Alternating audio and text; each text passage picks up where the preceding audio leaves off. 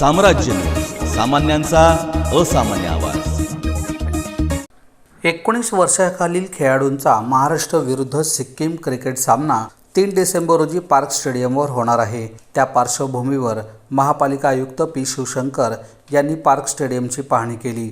महाराष्ट्र विरुद्ध सिक्कीम हा 4 दिवसांचा क्रिकेट सामना होणार असून या सामन्यामधून रणजी सामन्यासाठी क्रिकेट खेळाडूंची निवड होणार आहे। या सामन्यासाठी अनेक खेळाडू येणार आहेत। या सामन्याच्या पार्श्वभूमीवर सोलापूर क्रिकेट असोसिएशनचे नागेश वल्ल्याळ यांच्यासह पदाधिकाऱ्यांनी पार्क स्टेडियमची पाहणी केली। मात्र पार्क मैदानावर या खेळाडूंसाठी कोणतीही व्यवस्था नसल्याचे त्यांना निदर्शनास आले। खेळाडूंना बसण्यासाठी टेबल खुर्च्या, एअर कंडिशनसह अनेक वस्तू नसल्याचे वल्ल्याळ यांनी महापालिका आयुक्त पी शिवशंकर यांच्या निदर्शनास आणून दिले। या पार्क मैदानावर तात्काळ पाहणी करावी अशी विनंती त्यांनी केली। त्यानुसार पालिका आयुक्त पी शिवशंकर यांनी सोमवारी दुपारी पार्क स्टेडियमची पाहणी केली।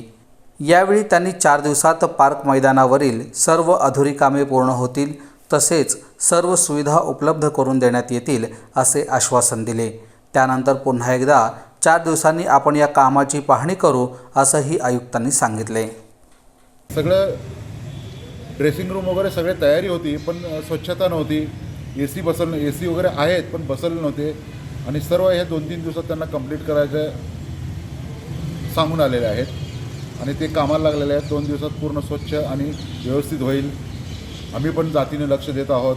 मॅचेस 3 तारीख ते 6 तारीख हे 4 दिवस मॅचेस चालतील। त्याच्यासाठी त्यांना सरोवर आणि सूर्या हॉटेलमध्ये राहण्याची सोय केलेली आहे। तिथून त्यांना सूर्या हॉटेल आणि सरोवरमधून आणण्यासाठी बसेसची सोय केली आहे। अंपायरसाठी कारची सोय केलेली आहे। जेवणाची सोय इथं सोलापूर क्रिकेट असोसिएशन करत आहे आणि आमची सोलापूर क्रिकेट असोसिएशन आणि आमचे खेळाडू संघटना सर्व एकजुटीने काम करत आहे।